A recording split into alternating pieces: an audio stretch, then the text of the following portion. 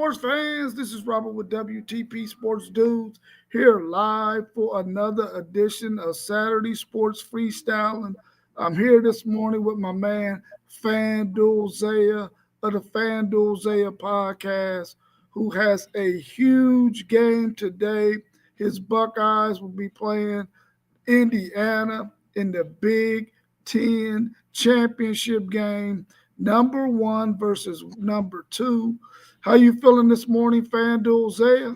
Man, baby, I'm ready. You know what I'm saying? I'm ready. We ready. You feel me? We coming. We coming back to where our home originally is and it belongs. We taking our rightful stage back, man. I'm excited, man. How you doing this morning? I'm doing good, bro. I'm doing good. Are you one of those fans who like the game at noon, 3:30, or the prime game at 7:30? It all depends. I don't like playing at noon a lot. I think it is a time where you should play those games. Like I always like playing Michigan at noon because notoriously that's a noon game. But when you going through these seasons, you know, maybe 3 games at noon is good. I think we should definitely play about 3 night games a year, not including the Big Ten championship. I like that this time is slotted in prime time under the lights.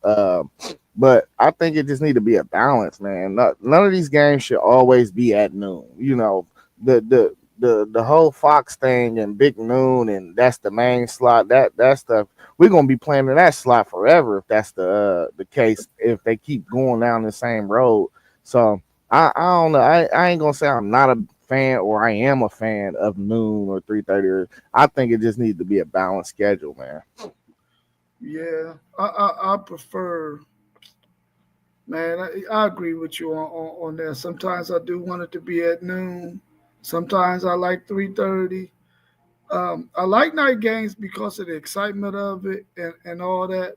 The thing is, though, win or lose, when it's that night game, bro, my body be so daggone jacked that it'd be hard to go to sleep, man. I don't be liking that, especially when I know I got to get up early on Sunday morning, man. But the night game is probably the best in terms of a fan being there at the game, light shows and all that stuff that they do now in those games. But 3:30 is probably the one I like the most because it gives me enough time to get some stuff done during the day, and then I can wind down after that game is over and not be so geeked, whether it be a loss or a win. You know, wait till the night games too. You be antsy all day waiting for your boys to come on, man. You Yeah, be yeah, like, oh, I cannot wait till this game starts, especially if it's a big time matchup. yeah, yeah. And you try to plug in all kinds of stuff you can do to pass the Nah, time. facts. Yeah, yeah. What did you think about North Texas Tulane last night? Did North Texas look like they just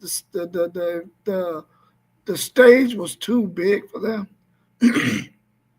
So I mean, listen, I picked Tulane to win because I felt like they would come out there with a little extra juice because they're on their own field.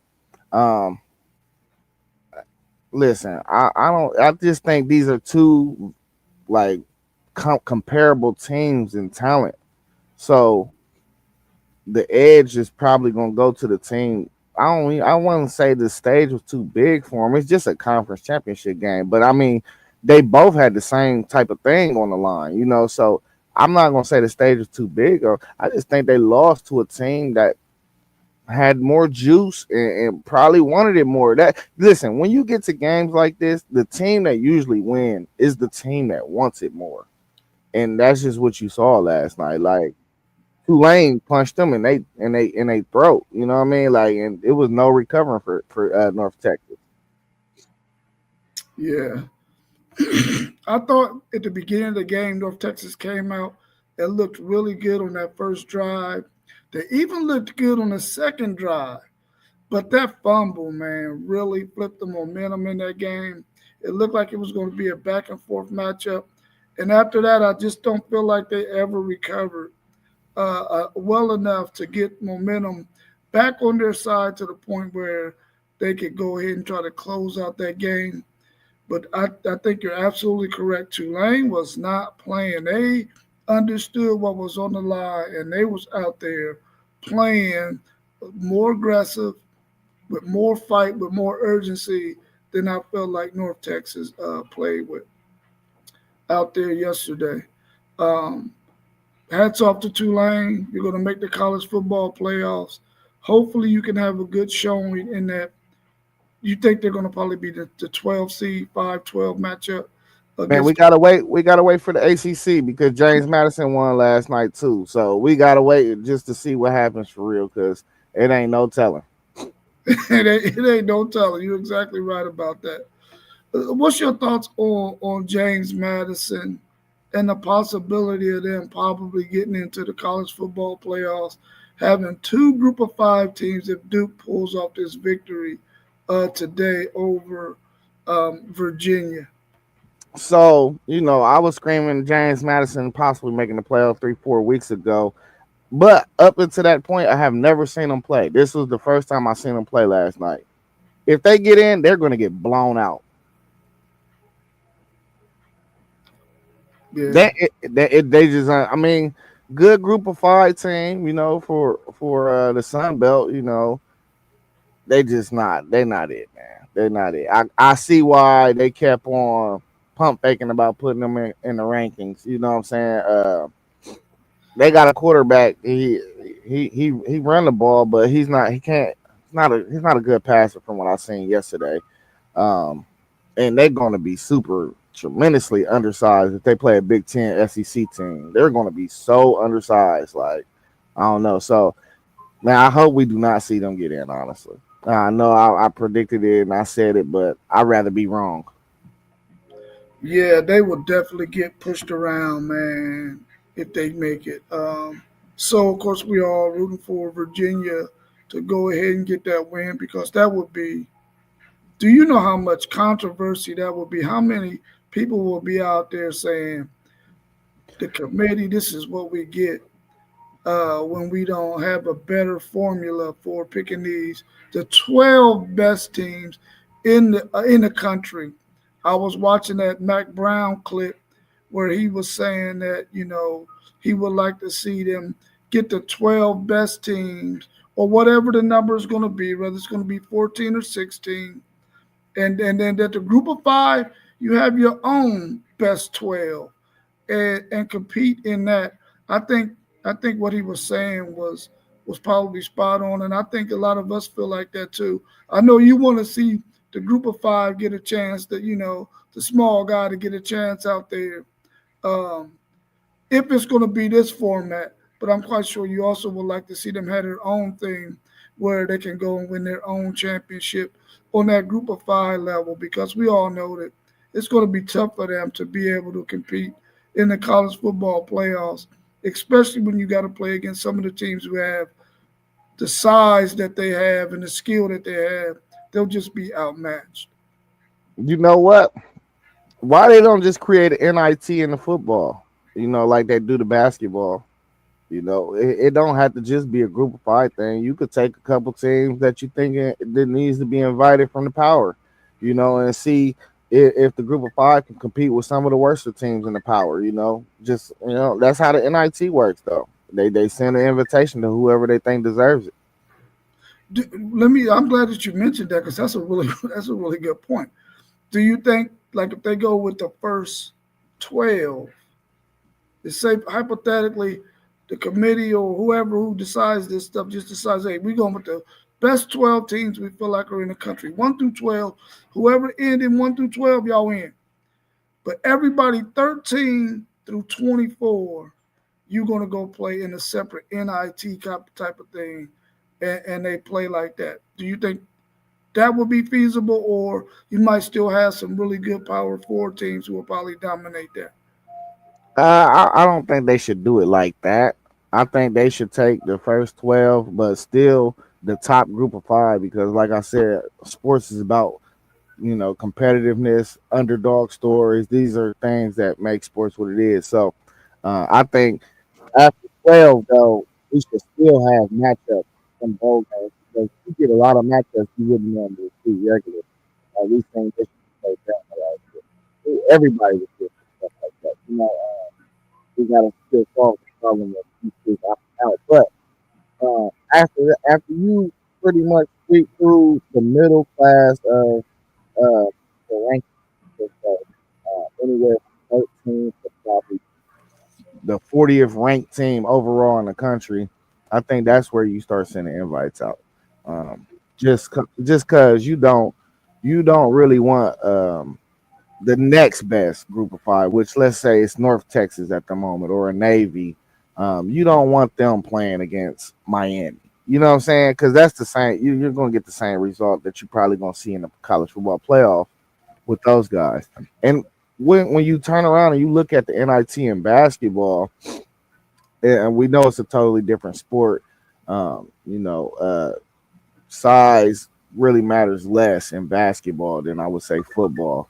Um, Even though size, you can't teach size in neither one. So, but when you look at it on the basketball side, the difference between the team that was just on the cusp of making a tournament and maybe a mid-major school, like let's just take Ohio, if they had a good team, is way slimmer than it would be on a football field. So that's why I think you got to kind of pull the parameters back from not having the 12th or 13th team, and then you taking the next two or three group of five teams, because the difference is still wide in that area. That's why I think you should just still bowl game like maybe 12 to 40, 12 to 50. You should still bowl game them guys, and then with with the football tournament, what your goal is to give the group of five teams something to look forward to winning and putting in the trophy case, because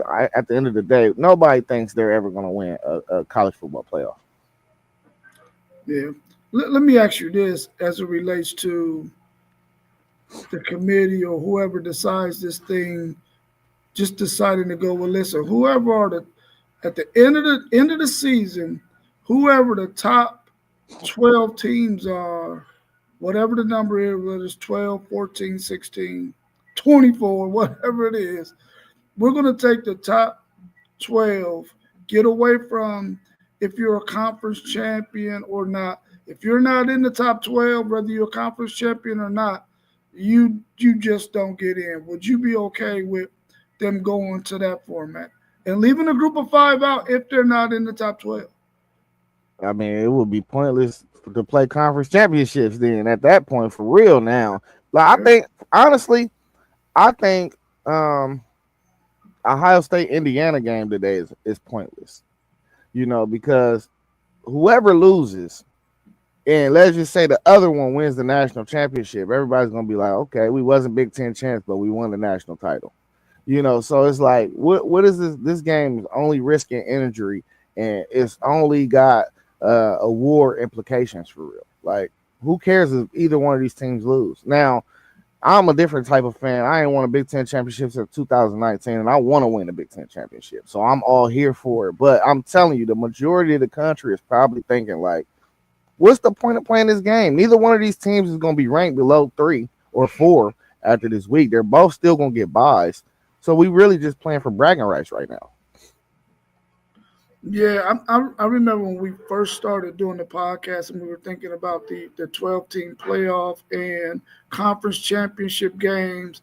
And like in the NFL, when you get teams who are coming up on that last game of the season, they sit a lot of their starters because they already know what their position is going to be in the NFL playoffs. They already got that sold up. They go ahead and rest players. Do you think in a case like this one, because we already realize that this game 1 and 2, both of those teams are in. Of course, their position where they're going to be at is not locked in yet. The winners is locked in. We already know where the winner is going to be. Whoever wins is going to be the number one seed. In a case like this, do you think that there are teams out there who might eventually start to say to themselves, listen, we don't want to risk injury in this game. Let's go ahead and maybe get out. real quick and sit our guys in the second half if this is a game that we can win with our backups. Do you think that kind of scenario will happen? I don't think. I think eventually that scenario that's going to be what's going to start happening if they don't get rid of the game all in all. But no, I don't think that's going to happen this year. Not yet. Now, if you got a couple guys that just banged up and you just know you're about to be in the playoffs and you want to give them an extra week of rest, you might settle. But when you talking about doing mass benchings to get rest, I just don't see that happening. Ohio State got a lot of pride, man. We ain't won a Big Ten championship since 19. We want to win it. We want to win it because we want to add that trophy to the trophy case.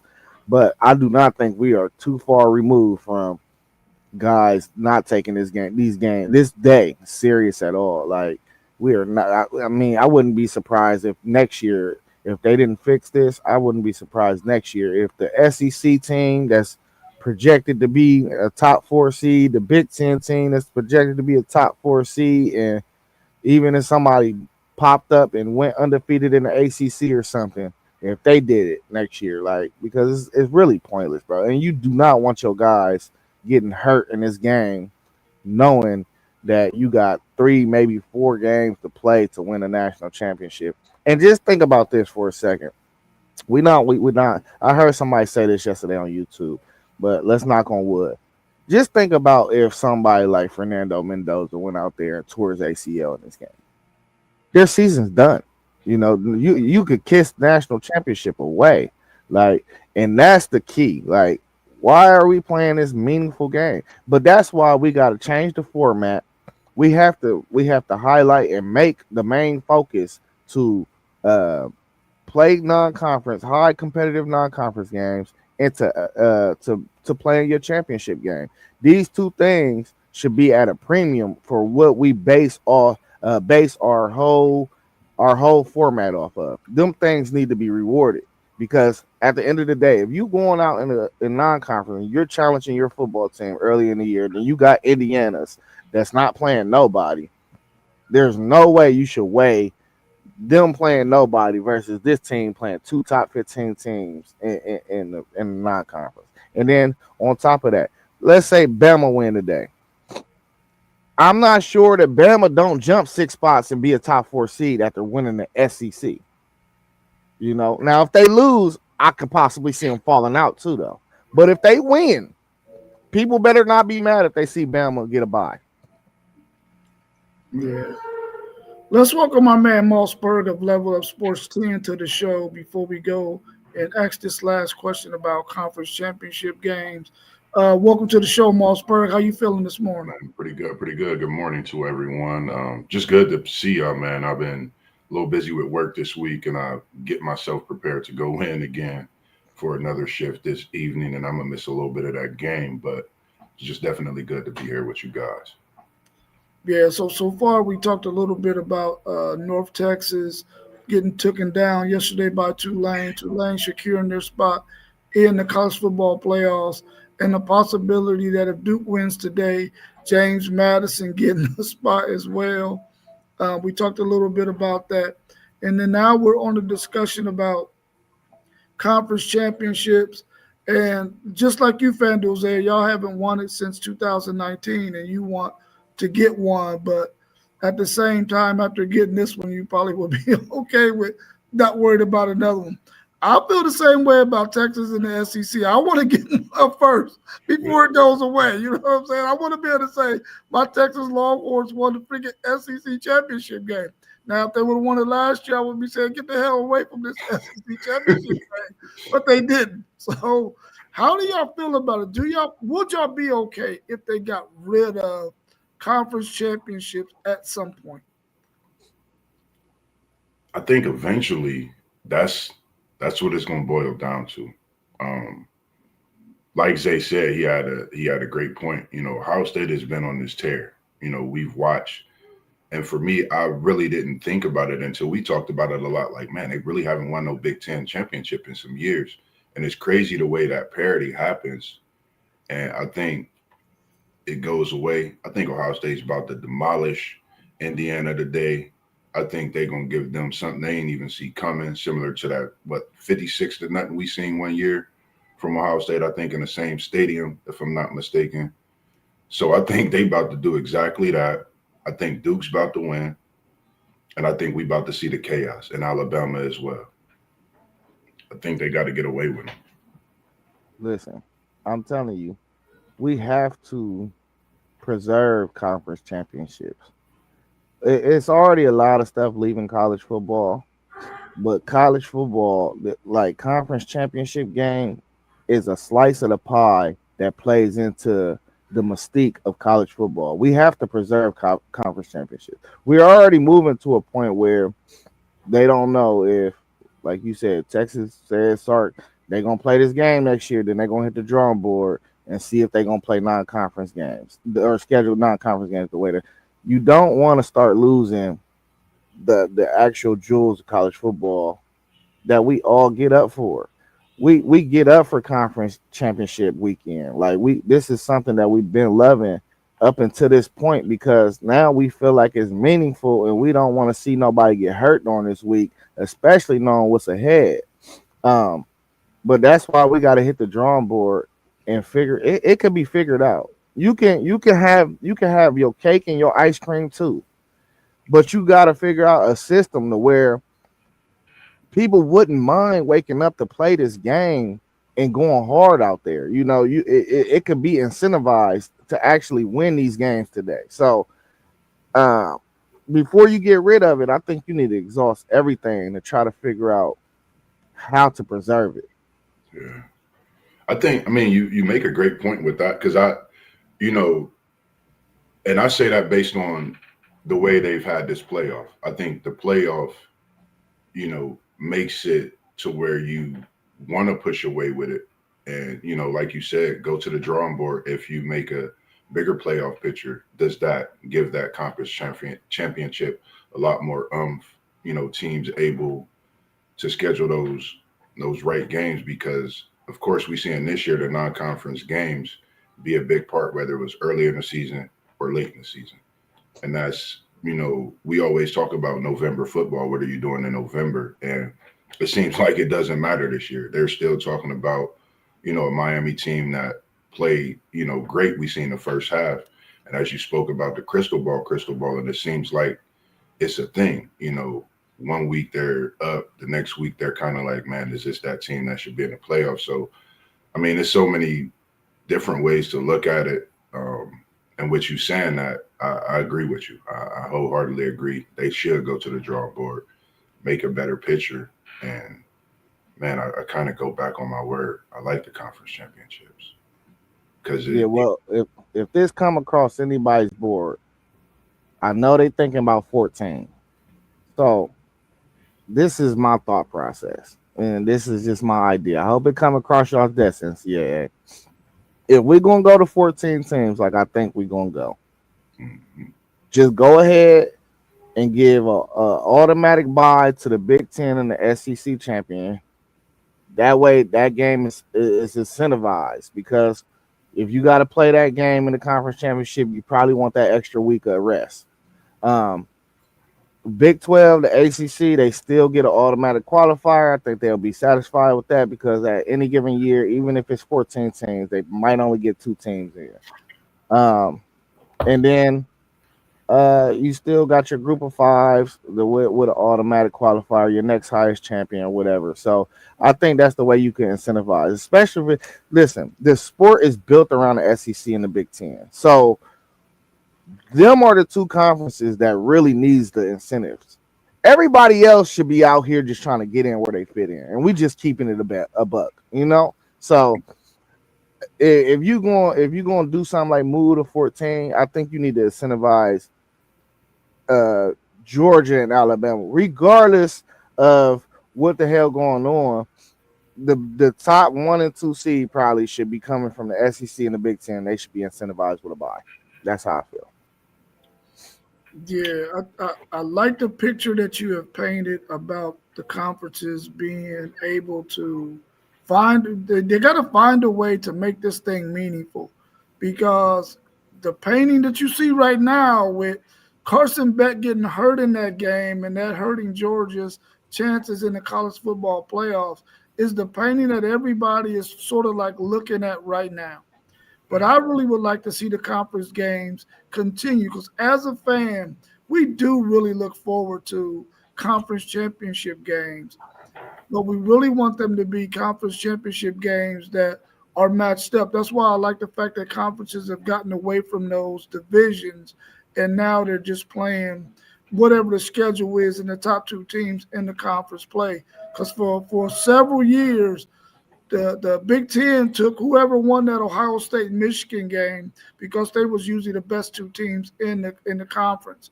And there was many years that Ohio State or Michigan got left out of the title game because of they lost to the other. And so with that being said, I like the fact that they've gotten away from those divisions, which allows you to get the two best teams in the conference to play in those championship games, even though there are times when the one team is much better than the other guy who made it to that game. But I would like to see them incentivize it as well to make it more meaningful. And I think that well, whoever makes it to that game, there should be some money available for those players who those teams who make it. There should be some money available from whoever runs that championship game. They should get incentivized. The coach should get incentivized. Players, the whole 9 yards. And there should also be an insurance policy for every player that's paid by whoever runs that freaking championship game. The conference needs to make sure that if anybody gets injured, they got insurance that can be paid out to them if they get injured in that game. There has to be something on the table that makes this game continue to be worth playing, especially once we've seen what happened with Carson Beck last year. It just got to be incentivized so that it can stay meaningful because I don't really want to see it go away. But if the picture that we see right now is Carson Beck, then I don't want that to happen to my team if they make it to the SEC championship game and they lose a key player like Georgia lost Carson Beck last year. Yeah. What's your thoughts on the game coming up today between Duke and Virginia? What does Duke need to do to win it, and what does Virginia need to do to keep from losing?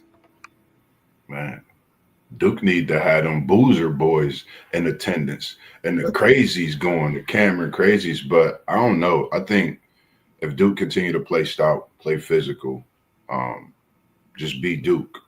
They've climbed into this ACC championship by just winning week after week late in the season, and they've gotten healthier. Duke is a team that's been under the radar. I've watched them. They've got to keep victories throughout the season to put them in this ACC championship. So I think Duke actually prevails today. I got Duke winning. Um, I'm picking all the chaos today. I think Duke wins, cause some chaos, and it's a great season for Virginia. But I think Duke is going to have that chaos. That team with them 5 losses and people sitting back like, wow, this is what we got to deal with. Some more chaos. I got Duke in a close victory. Um,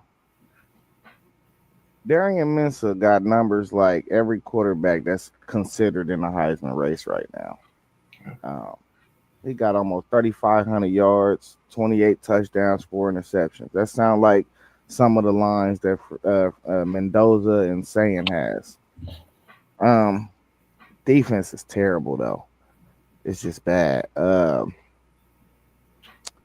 don't want Duke to win. I do not want listen. I do not want to see James Madison get in. After watching them yesterday, I don't want to see it because I'm not gonna watch that game. Whoever, if they get the 12 seed, whoever get the 5 seed, I'm not watching. They're gonna get ran up and down the field. It's gonna be 60-0. Um, in that instance, I'm going Virginia. I think Virginia's gonna win. I think Chandler, what is his name, Morrison, the quarterback. I think he's gonna have a good day. I like Darian Mintz on the other side. If I had to pick between the two quarterbacks, but whole all around, I just think Virginia should be the better team. Yeah, Mossberg, as much as I need some chaos to happen, that's not the kind of chaos I want to see. You know, if Duke wins this game, man, that means James Madison gets in. It doesn't mean one of those other deserving Power Four schools get in, like a BYU or Miami or Texas or Vanderbilt. None of those teams get in. It's James Madison with that kind of chaos. So I definitely don't want to see that happen. I want to see Morrison be able to go out there, control the game, make the throws he needs to make the check downs that he need to make, and make the adjustments that he need to make in the play calling for them to be able to run the football and go ahead and milk that clock and keep that Duke offense on the sideline because Virginia's defense isn't that isn't that good. So I've got Virginia winning this game. I think they're good enough to win it. I think they beat them earlier in the season. Is that correct? I I wasn't have sure. no clue. Let Oh, me okay. double check because I wasn't for sure. Oh, Moss, you did say Duke beat Virginia. You told us that.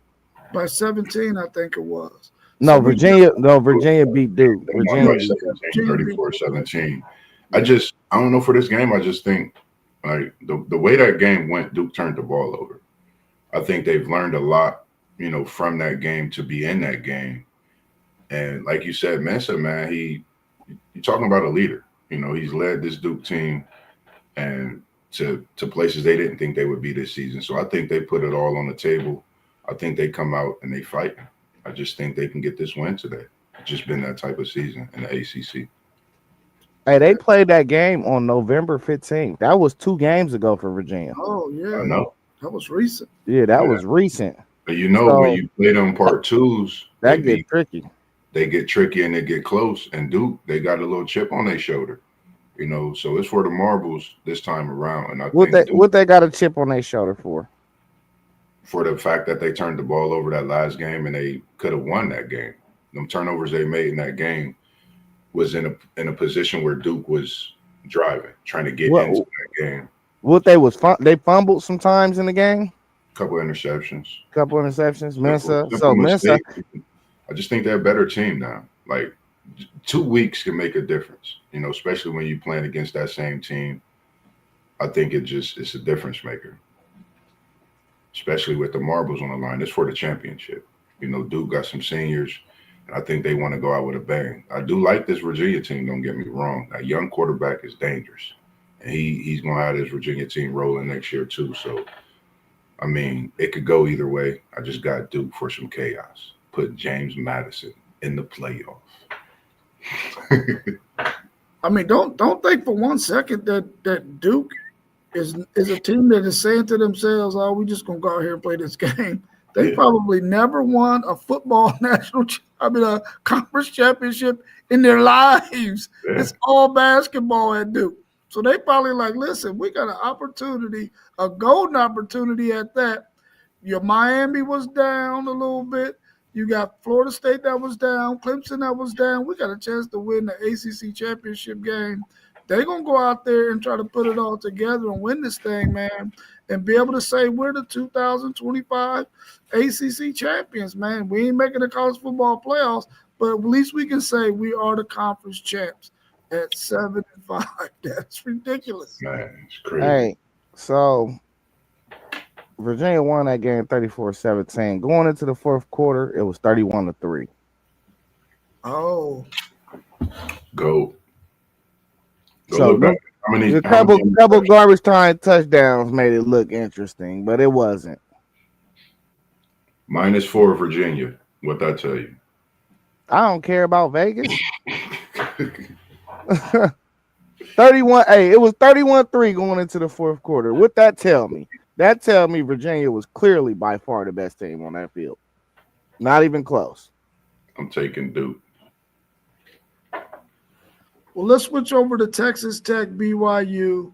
Same question. What does Texas Tech need to do today to let the committee know that, listen, I need to stay as a top 4 seed in this college football playoffs? What do they need to do to win? And can BYU even make it interesting? Do they have the talent to even be able to compete with this Texas Tech team, which I think we all believe is the best team in this conference, talent wise, from top to bottom. Texas Tech just got to keep doing what they're doing. Um, the looks that I've seen of them, this is a high flying offense. It give me chills, like Crab, the years of Crabtree, things like that. But Sataki and this BYU team, they come in a fight. They're not going to lay down easy. This was probably one of the toughest picks for me. I think man, they come in respectively. I'm gonna take BYU. It's a tough take for me, um, but I'm gonna take BYU. I'm very familiar with that team as far as in picking them over the recent year. Texas Tech, this their first year getting there. After the season they had last year, I know we put that out the window, but if BYU could get some stops, I think they could win it. So I'm gonna go BYU and a tough one to get Texas Tech. Yeah, I'm sorry to say, Moss, but BYU has no shot. Their best offense is LJ Martin.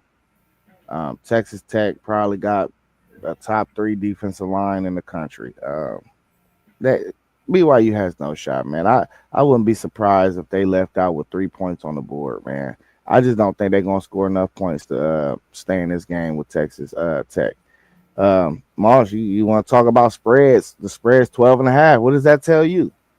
Now they got this. They say they're gonna get them. I already know. They saying Texas Tech going. I mean, they got a high offense. They got a flying offense. I know what Texas Tech could do. I just for me, it's like BYU had a shot last year. You know, I thought they was gonna fumble and lose one of these games and not be in the championship, but they didn't. So that's another reason. I feel they've one upped it from last year. They're in the championship. I think they could win it. Um, that's the reason I'm taking BYU. That's the reason. So reason. Sataki, he knows what's ahead of him. Playoff, everything. Hey, no, it's your pick, and it's your record that you're hey, by any means, you will pick who you want I'm to going pick. BYU. Leave me I'm just, alone, FanDuel, man. Leave I'm me just alone. saying, I'm just saying, man. I'm going Texas Tech, but I just don't see no way they can do anything with these boys, man. And really, honestly, like when you look at BYU, like they didn't really play nobody in the few good teams they played in the Big 12. They struggle with. I mean, even though they won, they struggle with Arizona. They struggle with Utah. I think it was somebody else they struggled with too, but like the better talented teams in the conference, they just struggle with. And we talking about a Texas Tech team that I think doubles the type of talent that they got than any other Big 12 team. Like that whole front seven is going to the NFL. That Texas Tech team is pretty loaded. Yeah, Bear Morton is their quarterback. Is that correct? Bear, uh, it's that's Batchmeyer, not Bachmeyer or Bachmeyer, something. Batchmeyer, Bachmeyer. Bachmeyer. Oh, okay, okay. Oh, yeah, that's right. That's right. That's right. Oh, Long as you talking about Morton? You talking about Texas Tech? Yeah, Morton. Morton is the quarterback. yeah, Bear Morton. Yeah, yeah, yeah. He's the quarterback for Texas Tech. He's played a lot of football, man. I Yeah, he mean, he's old. played a lot of football. He just had a lot of injuries. This is one of the seasons where he's been pretty semi-healthy. I think he got hurt maybe earlier in the season, but I don't think he missed much time if he missed any time. But I think the fact that he is so seasoned the way he is, he's going to lead this Texas Tech team to this Big 12 victory, man, and they're going to look really, really good in doing it. I don't think BYU has a chance in this game. It's 12.5 for a reason. It could probably be more than 12.5.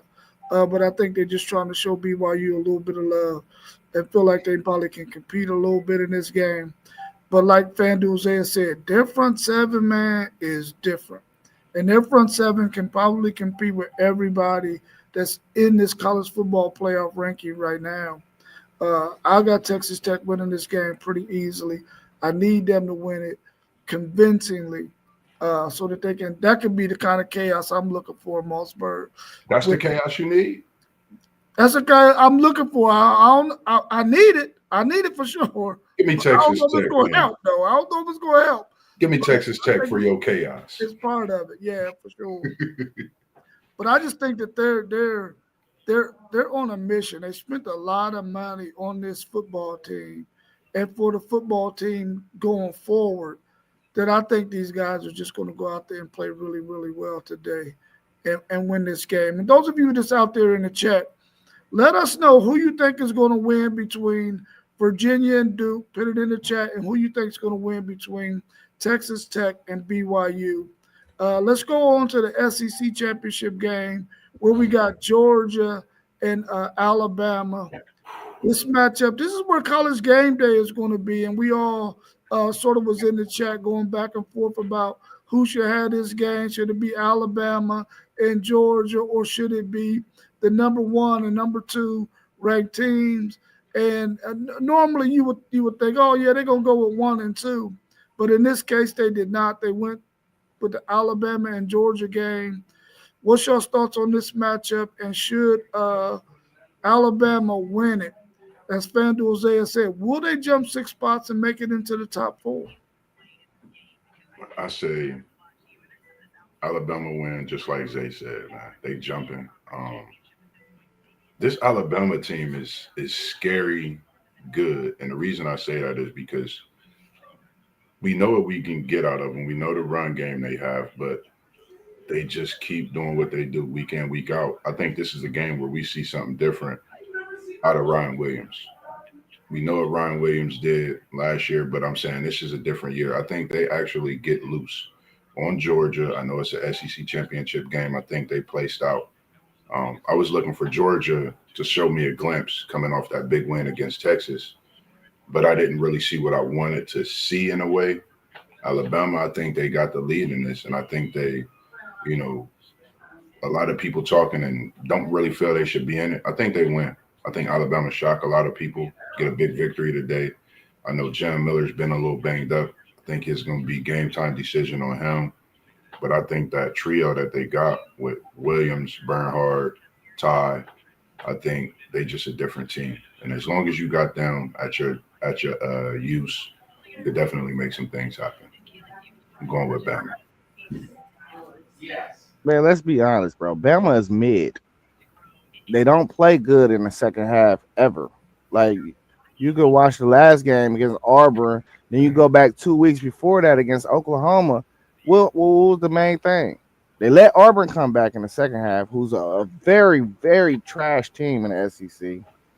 Oklahoma, they didn't. I don't even think they scored one touchdown in the second half. I want to say, um, but like they don't play in the second half, bro. And um, to be a good to great team, you gotta string together whole games. They have yet to play a whole game, and all year this has been a knock on Bama. They don't play well in the second half, so that's gonna come to bite them, and that's why I see Georgia winning this game. I think Gunner makes plays when the pressure comes. I think he makes plays, and having a lack of running game, bro, is still there. That you see the signs of a lack of run game still there. So that's not a good recipe. Not playing in the second half and no running game. That's bad. That's tough. It's tough to win like that. Yeah, I think Kirby Smart and that Georgia Bulldog team get the Alabama monkey off their back in this game today as well.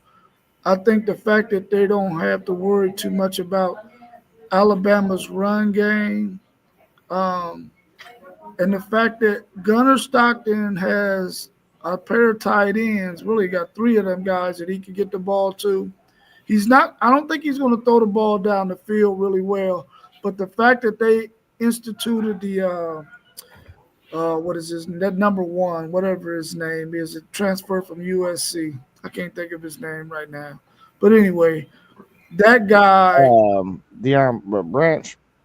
Branch, yeah, in the short game, screens, quick slants, getting the ball in his hands quickly to let him, make some moves and get out on teams really, really helps them. and helps their short game because Gunnar Stockton really isn't a deep ball thrower. He's even though he did pretty well against Tennessee, you really haven't seen much of that lately out of him. But the fact that he's been able to find Branch on some of these short throws and the fact that they can run the football, and that's not something that they're going to abandon. They're going to run the football regardless with the two-headed monster that they have. I think they control the thing and they disrupt Ty Simpson's timing and really win this game today. I need them to win it convincingly. I think they're going to win, but I don't know if they're going to win it as convincingly as I need them to make a little bit more chaos where Alabama is concerned, where they might possibly drop them out of the top 12 and put someone else in. But I got Georgia winning this game. I think Kirby Smart gets that Alabama monkey off of his back. Hey, and one thing, key stat. Bama only averages 3.7 yards per carry on the year. Their leading rusher only has 490 yards on the year, which is Jam. Georgia, on the other hand, 4.6 yards per carry. Say it one more time. I said Georgia, on the other hand, averages 4.6 yards per carry. Yeah. It could play a big part. I think, another thing for this game, I think the defense. I think both defenses have to, of course, play great.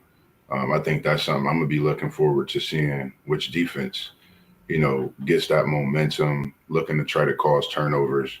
And I think the team that gets the turnovers in this game wins the game. I know turnovers play a big part in games, but I think this game specifically with, Alabama and a run game not really being a factor lately, but that passing attack is there.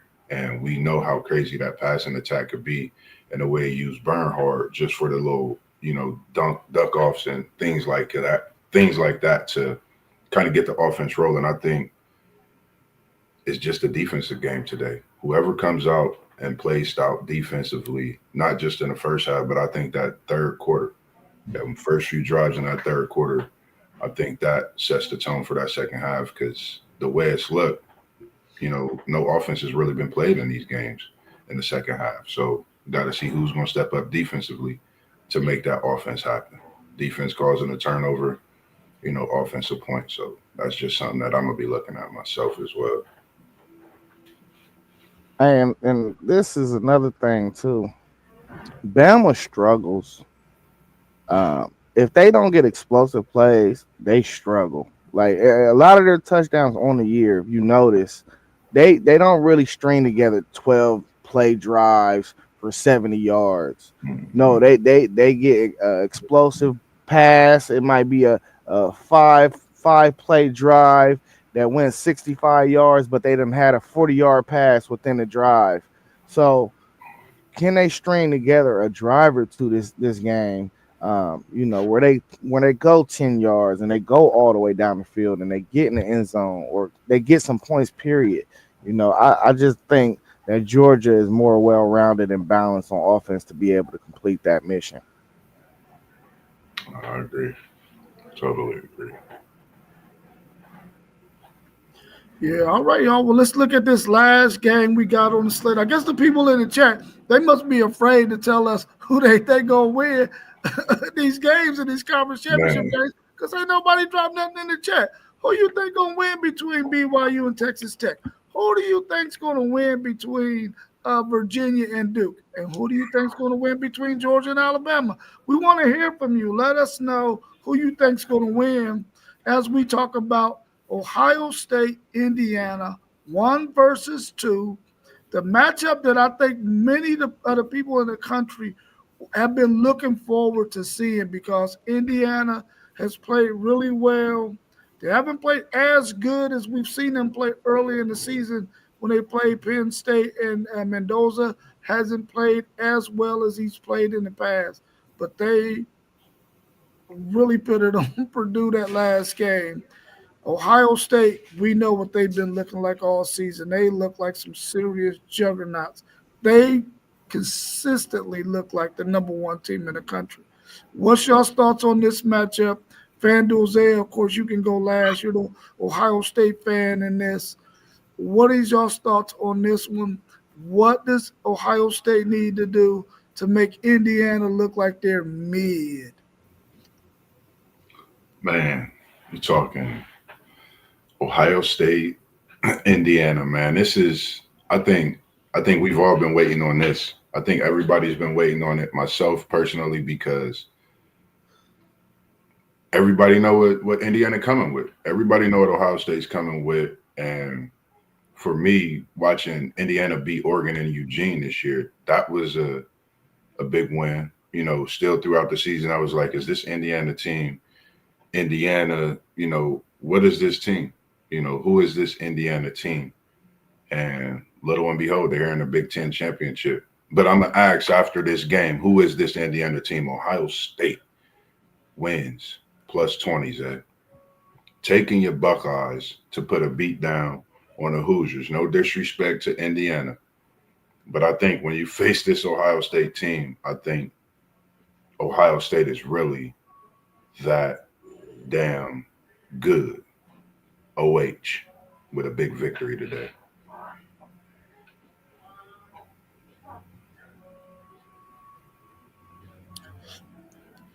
Indiana has not seen a defense like them Silver Bullets. Yeah, Donnell, you're exactly right.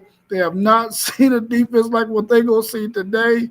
And Super Tanker 13, my cousin Chad. Listen, I know you don't want to jinx your team, but I know who you got. I know who you got. I really do believe that Ohio State is really sending a message to the country. Listen, it started before the season started. They said that the team that won that championship last year, that's their championship. We want one of our own. And they've been on a mission ever since. That defense has some of the most talented players in all of college football. They definitely got at least three or four consensus All Americans on that team, which are playing lights out. Really, really smart players, really, really athletic players. And offensively, we already know what that's looking like. Julian Sand throwing nearly 80% completion rate. Nobody can guard that freaking Jeremiah Smith. Nobody can guard Carnell Tate. Then you throw in number one in there. They got a nice running game. I don't know if Indiana is fundamentally sound as Indiana is. I don't know if they're ready for what they're about to witness today. I hope that Indiana can make it look good and keep it close so that the hype that they've gotten all year, I ain't even gonna call it hype because they deserve it. They went into Eugene, Oregon and beat an Oregon team who was really, really good. I just hope they can make it look close. I just don't feel like they can, man, because this Ohio State team, bro, they are freaking loaded, man. Now, if they can stop the run and can run the football, Indiana, then maybe they got a chance to keep this thing close. They can't give up run and pass and think they're going to be in it with these Ohio State Buckeyes. Right. Last but not least, ladies and gentlemen, we got the man coming in for this one. This is Fan Doze. He's talking about his Buckeye Nation. And he's been talking about them not since this year, but since last year, off season, preseason. Talk to us about the national championships they ran in. And it's a lot of people that saying three-peat, but I said you got to get two before you get three. Talk to us about this Big Ten championship and what it means to you, your Buckeye Nation. First one in it since 2019. Talk to us, Zay. Man, listen. When we this is the same. Like I said Thursday, this is the same thing we played last year. I don't think people realize though. I had to go back and rewatch the highlights of the game last year. That game was actually closer than what we realized. I know the score said 35-13, but um, there was an interception in the first half that we capitalized off of. We scored after the interception. I think we went up maybe 10 points, and then Boom, Caleb Downs took a kickoff return back in the second half, and that's what really busted the game open. But they actually played really well last year. But there's one fundamental difference in this game, and that's Julian saying. Julian Sane is a dude, man. I'm telling you, he's like he was created in a lab. He's like a robot quarterback. He just he don't get rattled.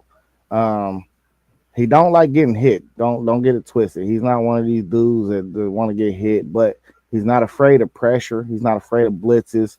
Um, Curcinetti will be in a grave. He would be making a grave mistake if he think he's about to go do what he tried to do. Well, what he completed to do against Oregon, in which he blitzed them 19 times in that game, and he had Dante Moore all over the place. You cannot do that to Julian Sayer. Passing rating right under 95% against the zone. He comes back down to earth a little bit with the blitz. He about 69% passer rating when it's a blitz. But 69 passer rating is still well above the average in college football under them circumstances. So that is your best shot probably. But the difference between blitzing Julian Sand and blitzing all these other dudes is Carnell Tate and Jeremiah Smith. It's no way you're going to be able to blitz us like that. I don't see no possible way that they're going to be able to score enough points. The most points that have been scored on us all year, 16 points. My man Juck, you got to shout him out. He has this theory of how to beat Ohio State, and that's uh, you have to limit their possessions. But Yeah. if you can limit Ohio State to 5 possessions and only hold them to 2 touchdowns, that's your recipe to beat them. So, say you got 5 possessions, you punt 1 possession, you score 2 touchdowns, you kick 2 field goals. That's 20 points. That is the recipe to beat Ohio State. Now, the other opposite end of that is you have to score 21 points. You got to score 3 touchdowns. So, I don't think that's going to happen. I think if we got 8 possessions in this game, we will score uh, 3 touchdowns, and I think we might kick 3 field goals out of 8 possessions. And I think that's well enough to win this game. Um, Now they do got dudes. They got all Americans on that side too. Um, you got the boy Pond, who's a defensive back on the shorter side, but he's an NFL guy. He's going to be in the NFL, even though he's a 5'9", 5'10" type of dude. He's going to be perfect in the slot in the NFL. Um, you got dudes all over the field for real. Hamby, Black, them are 2 tough running backs that we're going to have to figure out a way to stop. Of course, you got Mendoza, who's a Heisman candidate. And where he ain't been playing well lately, but do we not are we not going to respect him and just think that we're going to just do whatever we want? No, we got to come play too. They got a good secondary. They got the one kid in the back that just became eligible, honestly, like the 4th or 5th year. Um, I mean, listen, this is a championship game. It's a playoff. This is possibly a preview of the national championship game. I think both of these teams can make it to the national championship. So I'm not just gonna say we're gonna go out here and do whatever we want. We will cover the spread. I did say 2 touchdowns. I still believe it, but I think the score and how the game is played will look totally different. Like it might be looking crazy on the scoreboard, but I think it's gonna be closer if you watch the game. You cannot just look at the box score at the end of the game and be like, "Oh, Ohio State did this, Ohio State did that." I think the game will be closer than what the score indicates. Um, I'm glad you mentioned that about the secondary. Just thinking about your secondary and your defense, Reese, Igbinosa. Of course, we know about the boogeyman. He scares everybody. We got two boogeyman's. Which one? But I watched my guy Sanchez the last couple of weeks. I know since that one week you was disappointed in him, but I watched him. That kid has stepped up, and I think these last few weeks, I think when it comes to that secondary being prepared. I've been watching him play, just how he's more active, seem like he's just wanting to be better. That conversation you said when he had on the sideline with coach, I could see that played a big part in his betterment these last few weeks. So Sanchez is one that I'm actually looking forward to seeing, because that's one of the guys I like when y'all was recruiting him.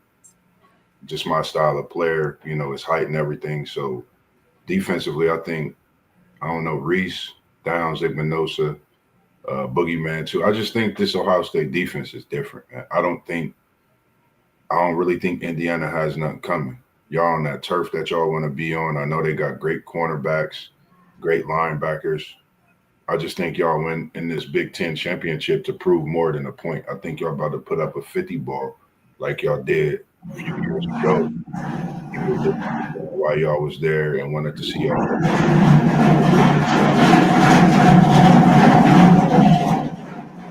But that's y'all doing the same thing. Nah, you Yeah. good. Work it. Hey, they was hauling some shit, wasn't they? Yeah. But listen, this the thing too, though. I want to reiterate this. Indiana got dudes everywhere. I'm talking about dudes that you're gonna see in the NFL. Aiden Fisher, one of the better linebackers in the country. They got Michael Kamara, edge. He roam around the field. What's He number get 8? after it. Number 8 for He, Indiana, that linebacker. That's that the he's a Daly. Daly is number 8. Daly, that's the one he that I play like. edge. Yeah, that's He the play one I edge. like. Yeah, I like him. But even those guys in the middle, the kid Tucker in the middle, he get after it too. He's a plugger. The kid Lewis Moore, that's the kid I was talking about that got his 6 year granted earlier in the year. They put a hold on. He was supposed to the fourth game. They said okay, go ahead and play, but his case was in the courts. He is instrumental to their defense. He's the back end of that defense. He's their version of a Caleb Downs. He's not as good, but he can ball. I think he's an NFL guy. So they got talent all through that. This Indiana program is building, but it's time to humble these guys, man. I think they need some humbling because these Indiana fans are terrible. Have y'all noticed these Indiana fans around the country? They act like they've never been here. We got to show them. Hey, I seen a map yesterday, man. They got the predictions is the world for some reason. It got a world map with Indiana all over it, saying the world is speaking Indiana over Ohio State. What's the one or maybe two? What part of the game do you think Ohio State? What's your advantage in this game? What part of the game do you feel Ohio State has the biggest advantage? Of course, we know on the outside with the wide receivers, but what part of this game do you think gives them that advantage, gives them that edge? It's clearly our offensive line. Our offensive line play has been tremendous. We gave up zero pressures against Michigan. Um, Before that, the week before that, I want to say it was only one pressure, but we was having problems with our offensive line earlier in the season. But that offensive line got better and better and better and better. And shout out to Tyler Bowen, man. Tyler Bowen, I feel like he didn't change the whole offensive line culture. You know, I'm just saying, like, them dudes are mean, bro. Like, from Philip Daniels, Shabola was the only weak spot, but Shabola impressed me last week and how he played. Luke Montgomery, I don't know what it is about Montgomery when it gets to bowl season and championship season. This dude cuts it on for some reason. It's a switch that hit. Like, you didn't seen it the last 3 weeks with Luke Montgomery, where and that left side of the line is just outstanding. That's clearly the best side of our line. But even with that, that's only because I feel like Shabola was a weakness.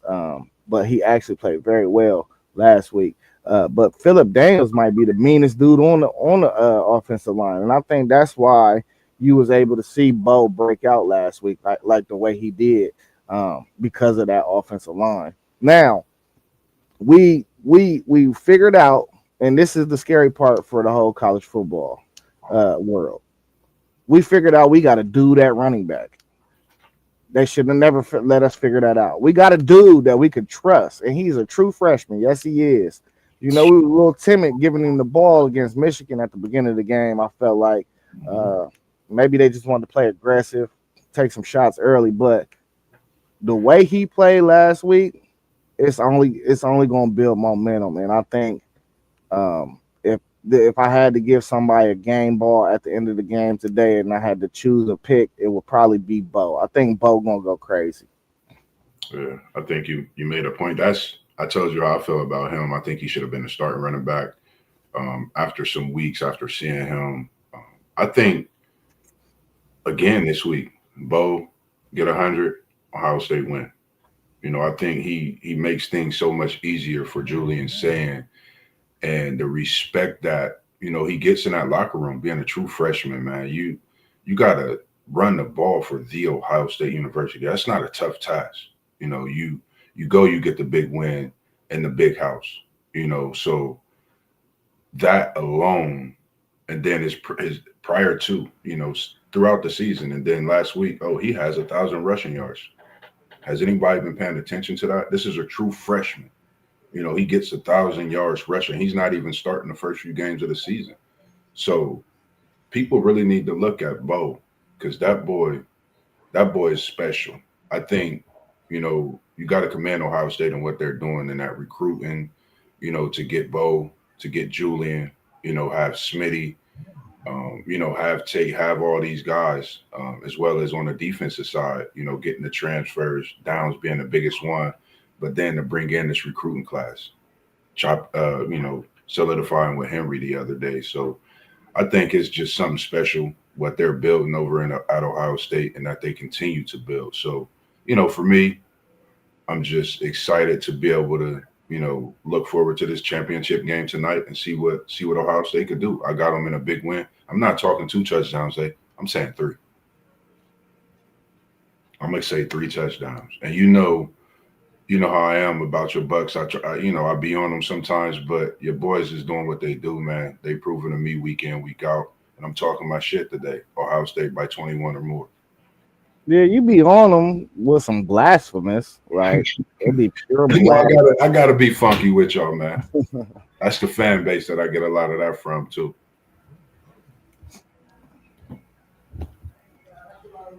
Hey, I hear you, old Texas man, but you need to watch this game today. Um, Ohio State might sweep the awards, man. I'm sorry, we might sweep the awards, bro. You better go. You better go realize who Arvell Reese is. But that Rodriguez kid, he is definitely. He probably should be. He should probably be in New York, honestly. Yeah.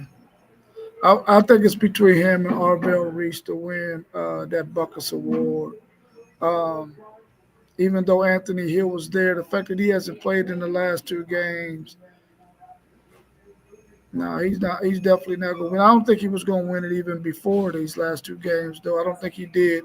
What we seen Jacob Rodriguez and what Arvell Reese has done this season. But all three of them are really, really good linebackers. Boy, the NFL's going to love to get all three of those dudes. Um, but I think he has a really good chance of winning the Buckets, him or Arvell Reese. Donnell was saying if they blitz, that means our tight ends and our running backs on quick flares, they're going to eat. I believe that's the case too. Julian saying is so smart now that he can get he know what to do with that football, man. He gonna get it to the right guys. He said he already won the Buckets Award. Or did he win it last year? Is that who won it? Who won it last year? Or is he saying he's already saying, oh, he got it this He year? said he's gonna Well, win it we'll this see. year. I mean, he's deserving of it. I mean, either one of them is deserving of it. Yeah, Yeah, I think the award already dropped. I must have missed it. I think that's what he's saying.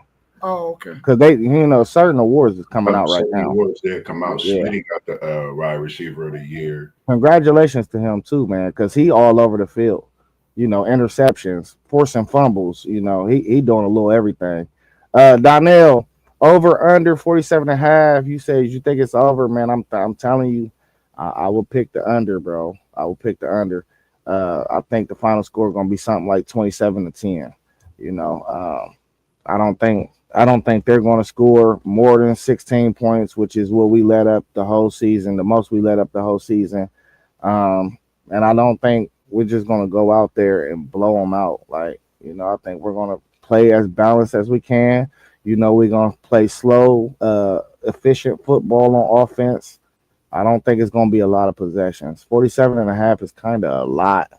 Um, Maybe not. If you think it's going to be a field goal difference in the game, I mean, like something like 27-24. If you think that's more of what we're going to be looking at, even that's not even covering.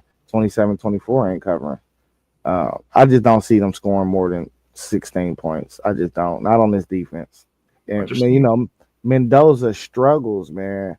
He struggles when people give him different looks. So I don't see the way they muster up all these points I'm gonna just unless they just start gashing us in the running game. yeah, I'm gonna just go over. I just think that I just really think y'all that good, man. Nothing against this Indiana team.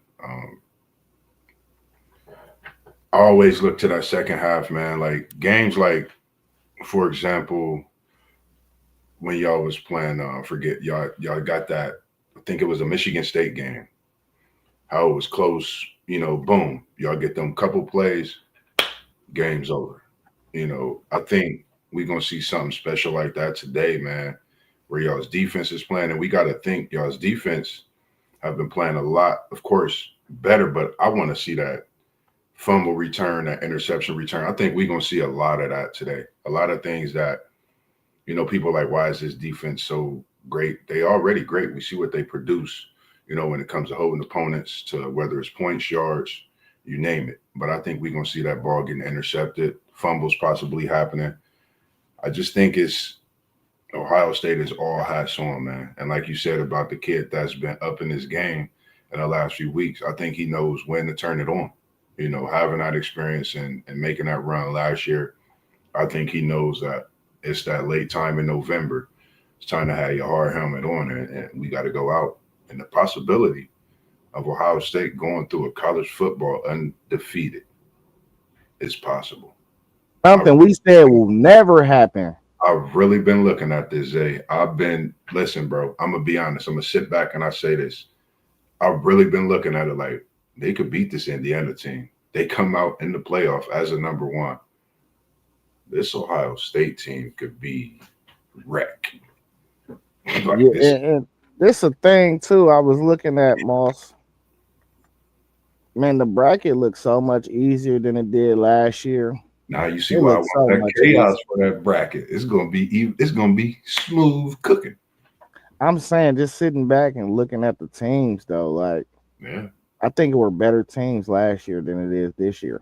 I agree. I totally agree. And if I was going to look at the portal to see if the portal was so friendly to every like the teams that's in it now, or did it branch out to where some of those players are on the other teams that's on the outside looking in, but they, based on the championships we got today, they don't have no way really to get in.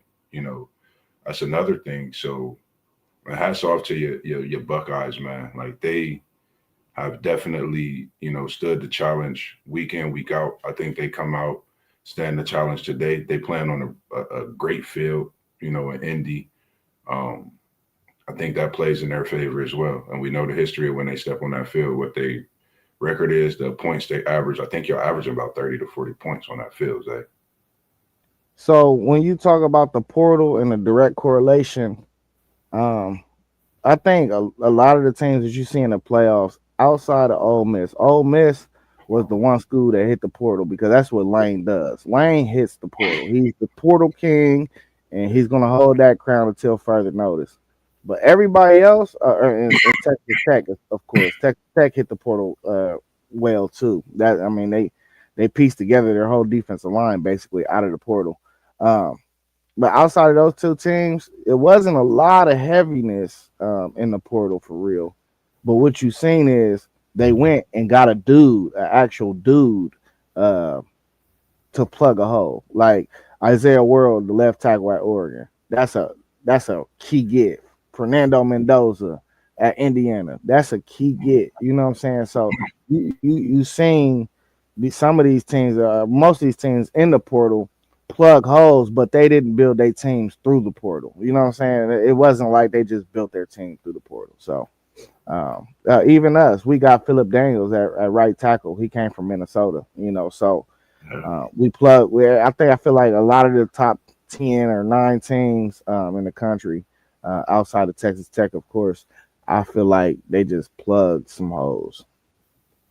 Then with the just while we was on here, I know we talk about the coaching carousel a lot. Memphis, they expected to hire, which they finalizing right now. Southern Miss's Charles Huff as their new football coach to a 5-year deal. Um, that's what is set in stone. It look like that'll be finalizing up as we speak. So it's just a lot that's going on with that as well. But back to your Buckeyes, man. Win big today, I think, and the talk continues, man. Is this one of the best ever Ohio State football teams we've seen ever? For me, I've been watching football my whole life. I don't know about you, Zay, as far as in this being the best team you've seen, but man, this team is I I like this team that I'm Um, watching. I like that Mike Doss team. Like, Man, it's hard to and do then you these got the types of team that comparisons. beat, you got that team that got that rivalry back going. They was loaded. I mean, this is tops in this Buckeye history with teams. I think this definitely is a team you're gonna see on the game system as one of them classic teams. You know what I mean? So I'm just looking forward to Championship Saturday for sure. Definitely. But I mean, this team got to still complete a mission of winning a national championship. So I can't even put them up there yet. Um, but we done had some teams, bro. Like So 2012 was a great team. Um, that 2014 team was a great team. It's some teams. if Jim Tressel and that 2002 team was a great yeah, team. So I mean, it's a lot of teams, bro. That 2002 team might be the best one though, they honestly. did, that's crazy. If Even if y'all win the Big Ten championship, like even if y'all win the Ten championship, not to put anything in the air, but you still wouldn't classify y'all as being a great team, or for you personally, you want the championship with it to. You can't go down as one of the greatest teams in Ohio State history if you don't win if you don't win a national championship. That should be for any major program too, kind of, sort of like, how do you consider yourself? Um, I mean, you can go down as a great team, but like top 10, top 9, like I don't know. I just feel like you got to put a national championship on it to be considered great, or you fell short. And just keep it all the way a band. I say I'm one of them arrogant assholes. I say we the greatest football program of all time, but that doesn't negate the fact that we done came up short. We should have a lot more national titles. You know, uh, but we still consistent. You can't take consistency away from us. We should have won a few more though. uh, Yeah, he said he did win it yesterday in Arlington. Yeah, he won the Buckets Award yesterday. Appreciate that old Texas Tech man, 91-44. Where do y'all think? I mean, I know we covered all those games. Where do y'all think Rodriguez gets drafted? Do you think he's a top 15 pick in this NFL draft coming up? He's such a dog, man. But you can see they don't value linebackers being drafted that high. Uh, we seen it with Jahad Campbell last year. He fell all the way down to the 30s or something. The Eagles picked him up.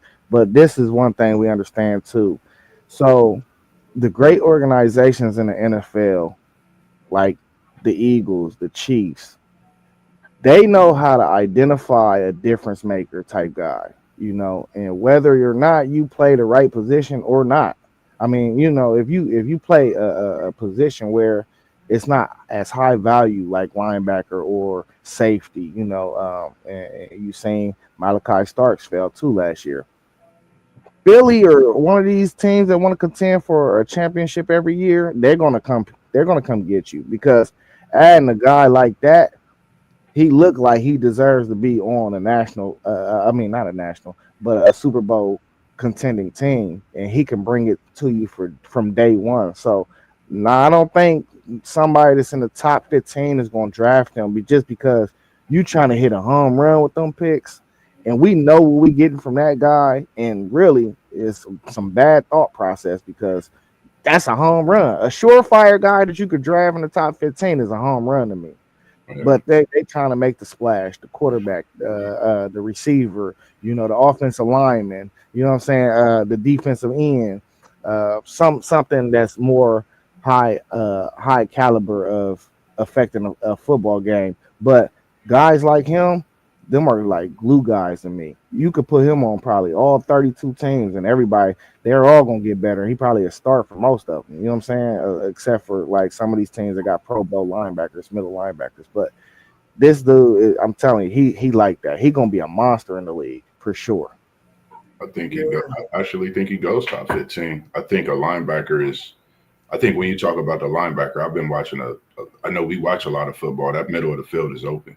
I think he get with the right team. He could lock a lot of that up. The way he moves, his athletic ability. I think he could actually come in and make that linebacker position more valuable than we've seen it over the past few years. And that's something I've looked at watching the running backs, watching the different positions that's been undervalued in the NFL. I think they're going to put more value to it coming into the NFL with their skill set.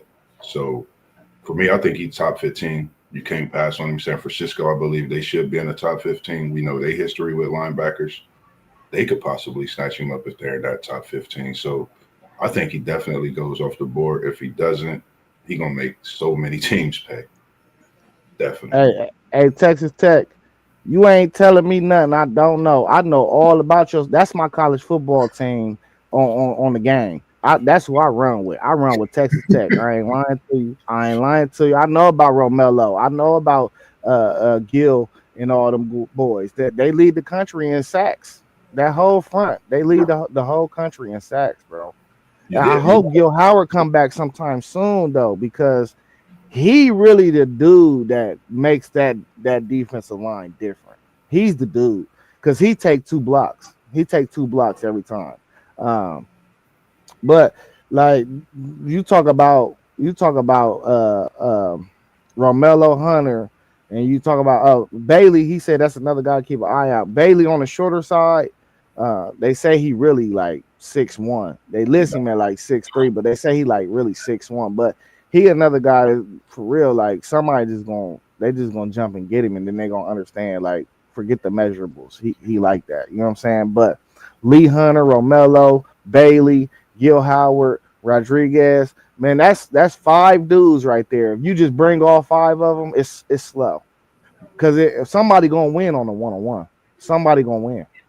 and they said this Texas Tech team could actually challenge a lot of people in this field, to possibly get into that national championship game this year. It's been a lot of talk and a lot of buzz as of late about this Texas Tech offense and that defense as well. So I'm definitely locked in and seeing what they do in this playoff this year, first year in this playoff, because I think the way that offense moves that ball, and like you saying on that defensive side, they could be a scary out for anybody.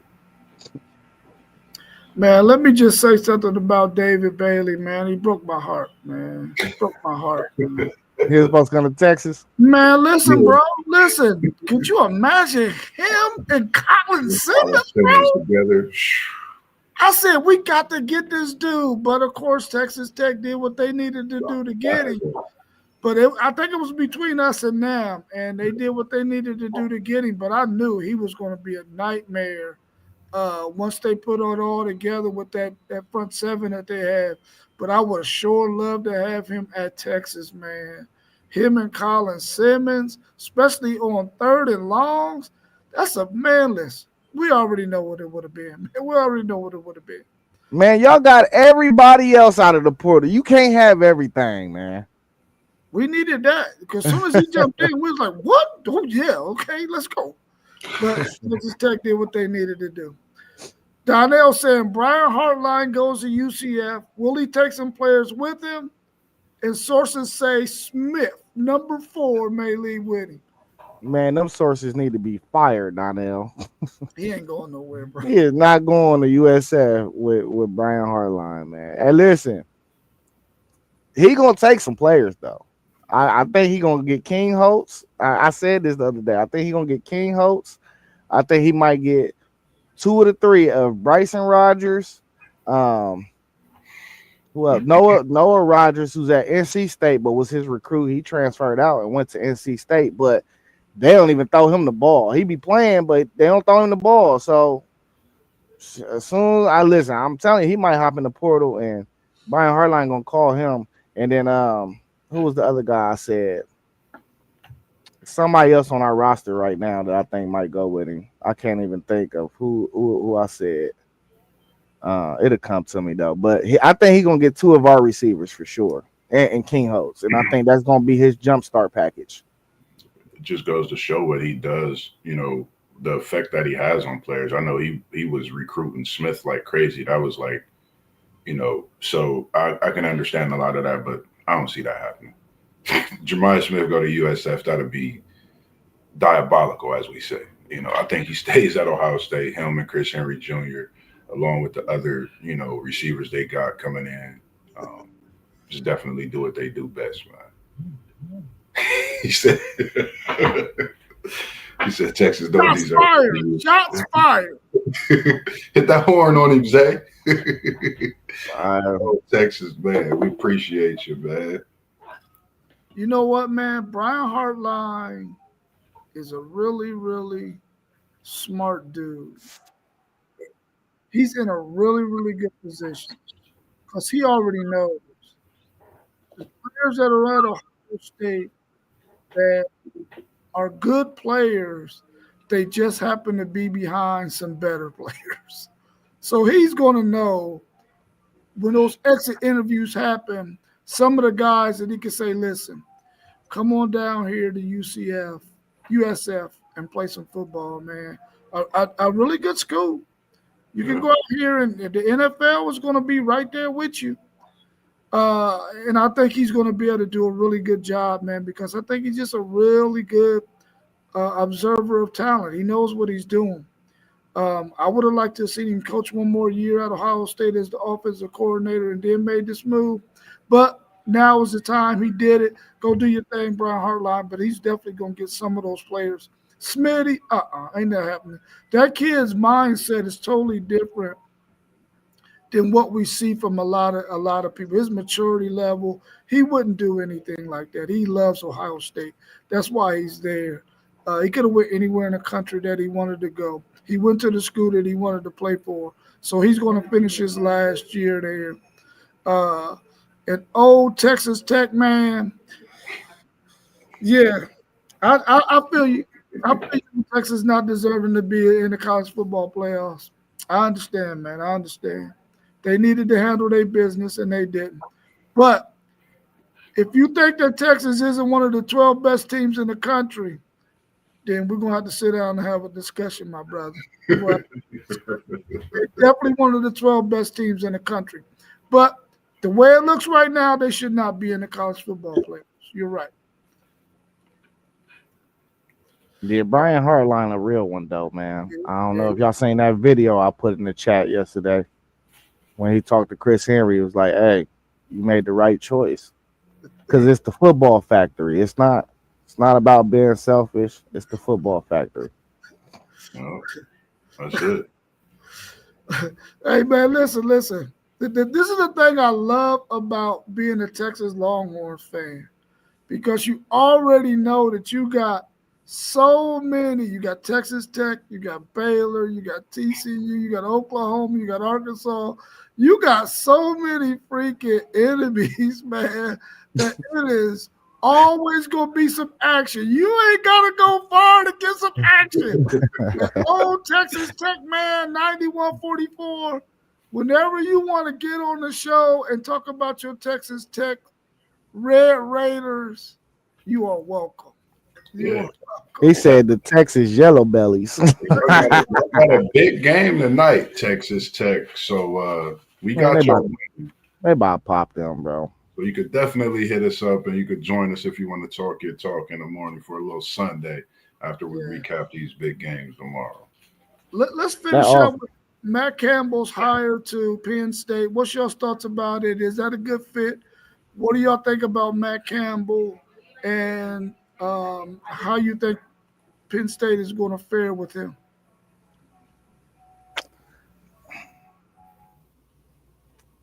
I don't know how I feel about that hire, bro. With you, Zay.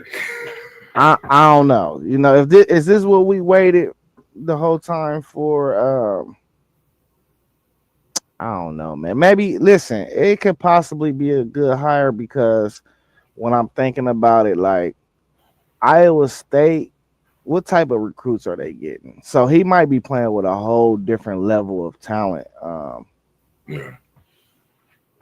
I don't know though. Like I just when I think about Penn State football, it's not that's not what I got from watching Iowa State, you know. So it's not even I didn't think it was even close. But I mean only time will tell, we'll see. Man, he started behind the curve though. I tell you, they only signed two recruits this early period. So they got a class of two. He gonna be behind the eight ball for sure. He gotta get it pushing. We'll see though once he start getting some talent and how it's going and how it's gonna look.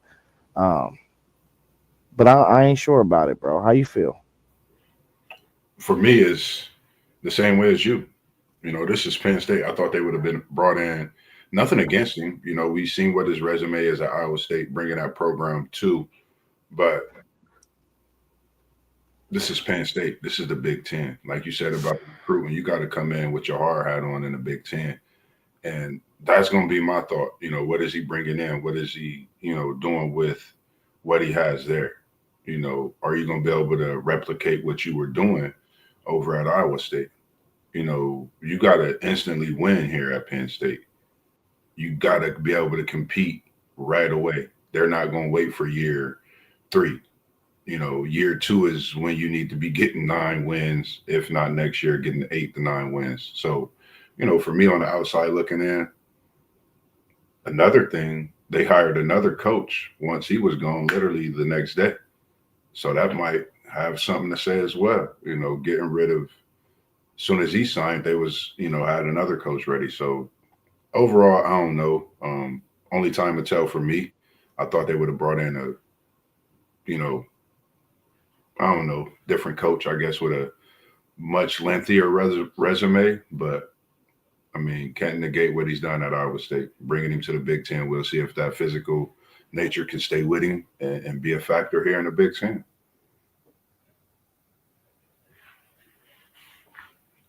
Yo, Mike, huh?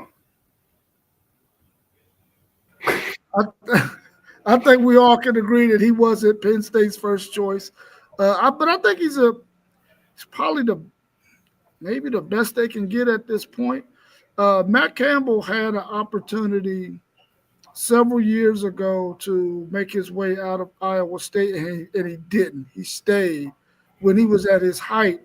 And I don't think he wanted to miss out on this opportunity. So I think whenever Penn State called, he said, I better go ahead and make this move.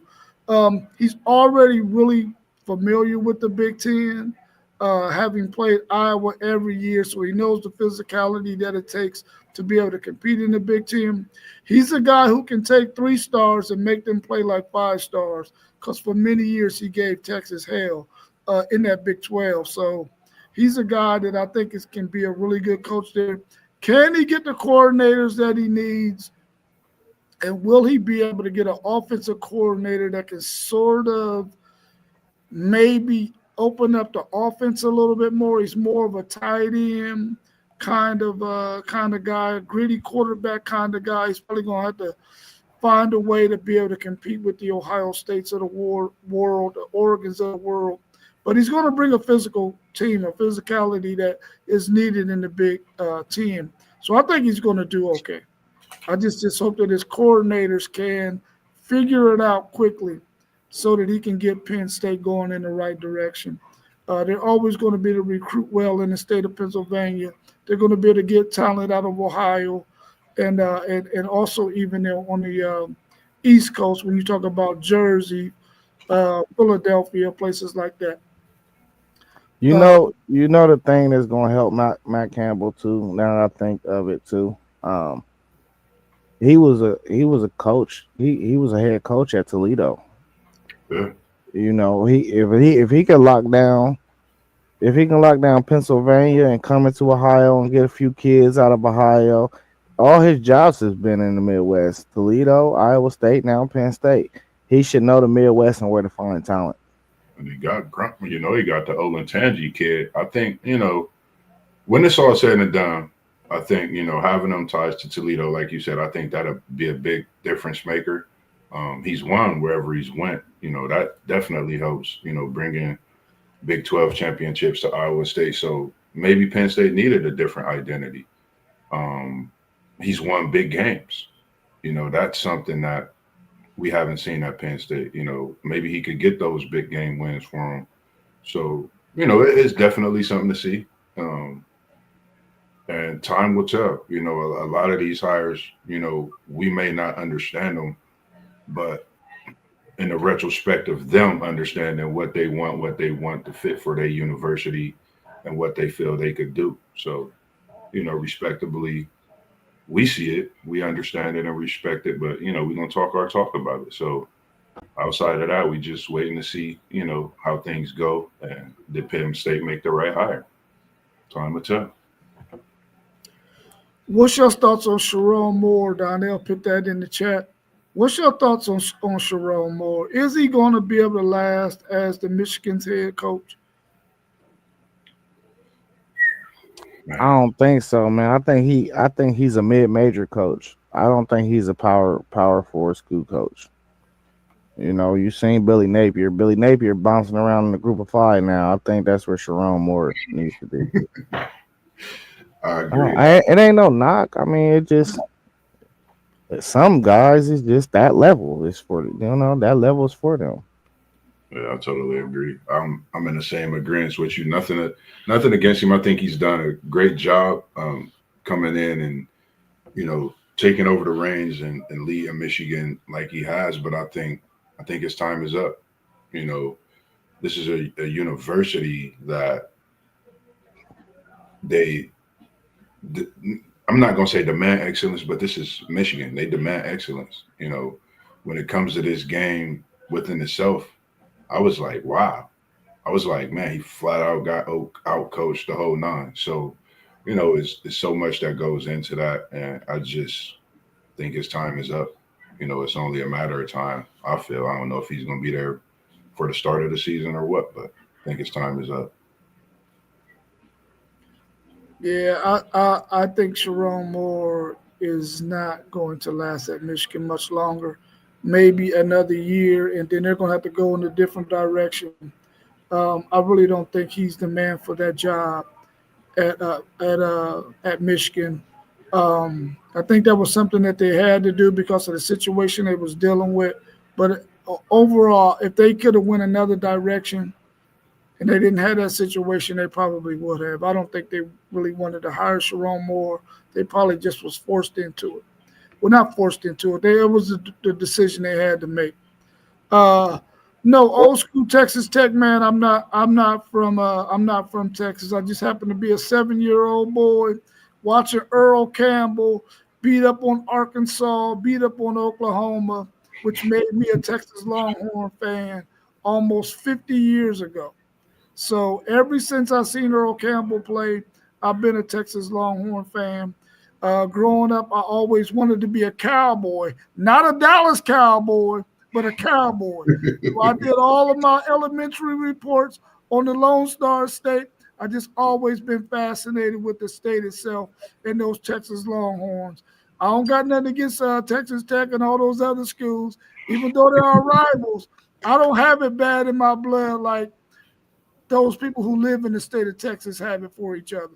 So I'm cool with whoever likes whoever. It's just when they play, I want Texas to whip their ass. That's for sure. That's for sure. Flat out. But I do plan on buying me a home down there in Austin, though.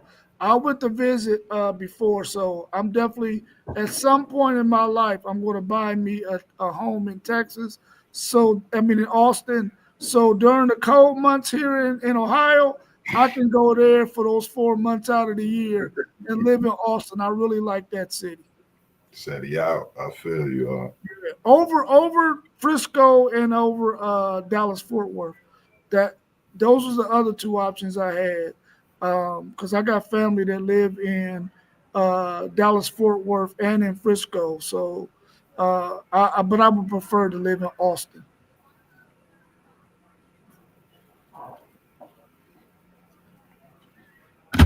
Oh, he was saying that they're already thinking about replacing Sharon Moore. Donnell was saying that. Get him out of here. Where's Parlay Poe when you need him? Yeah. Give us Parlay Poe don't want him either. I'm telling you. Nah, Poe about sick of he about sick of Sharon Moore. I know a couple weeks ago he said it's time to get him out of here, almost in the same sense in the way you just said it. Yeah, he said he's an Earl Campbell fan, and Barry said, well, listen, Barry Sanders, to me, hands down, best running back to ever play in the NFL. Hands down. To It's me. It's I'm quite debatable. sure you too. Yeah. It's debatable. It's debatable, definitely. I know in the hood, that's what we was talking about. When Damn. we was playing in the field is Barry Sanders. Hey, I thought I was gonna get more pushback on that when I said that, honestly. Nah, it's crazy because like that was a topic like we talked about that. Like we used to literally have arguments about that. They'd take Emmitt Smith, Barry Sanders, um, of course Walter Payton, but for players we seen like Barry Sanders, Emmitt Smith, Jerome Bettis was one, Terrell Davis. We watched him, but I I think I'm Barry. highly upset in you that you didn't say Adrian Peterson. No, I'm saying as far as in like with this talk, like Barry Oh, Sanders and Emmitt Smith, and them. Nah, Adrian Peterson. He's one of my guys. I definitely like him. Billy Sims. Yeah, it's just some great running backs, man, for sure. yeah, but hey, we coming up on 145, man. Anything else that you had to talk about? I don't know if Unc was out of here. Anything else that you had to talk about this morning before we kick off and get into this great day of championship Saturday? I mean, not really. I do want to mention though, um, that the OKC Thunder are about to break this record. They are 22-1. This Yeah, is ridiculous the way they are owning the NBA right now. they on the tear. We will be having some talks coming for the NBA side too. I'm gonna send you all of my. I've been writing some more notes. I'm gonna send some more to you so we can figure out, how we want to attack that NBA college basketball side as well because it's been crazy. It's been a great year with that so far. He said, Robert, you go to College Station, make sure you wear a face mask white so you don't smell. Hey, old Texas Tech man, you be practicing that line in the mirror. That's the second time you put that in the chat. He be practicing that one. You on mute? Unmute your mic, huh? I have a desire to go to College Station. I have a desire to go to Lubbock. But I ain't gonna be able to do it, bro, because I already know how those fans get down, bro. I ain't You nah. got to call us to Listen, go now down listen, there with you, huh? if I could take all of the crew with me, oh yeah, I'm here, You I'm there. coming I'm up? in You showing up at College Station? We there. there.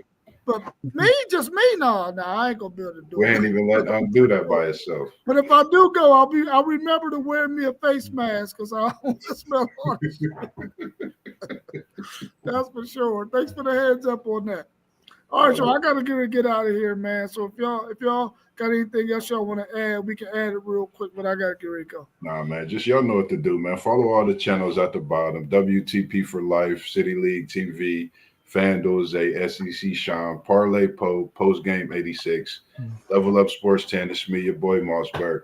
Man, you doing something special, man, and I can't wait till we down there in College Station as a group. I'm putting it in the air. Oh, Texas Tech Man 9144. We gonna see you, and we gonna be down there as a crew, WTP and a gang, man. So other than that, man, y'all enjoy college football Saturday as we always do. We in the building. And we out. And you see Buckeye Nation over there. FanDuel Zay, man. Tap into him. Tap into all the pages. To like and subscribe as well. Peace. We All out. right, y'all. Peace.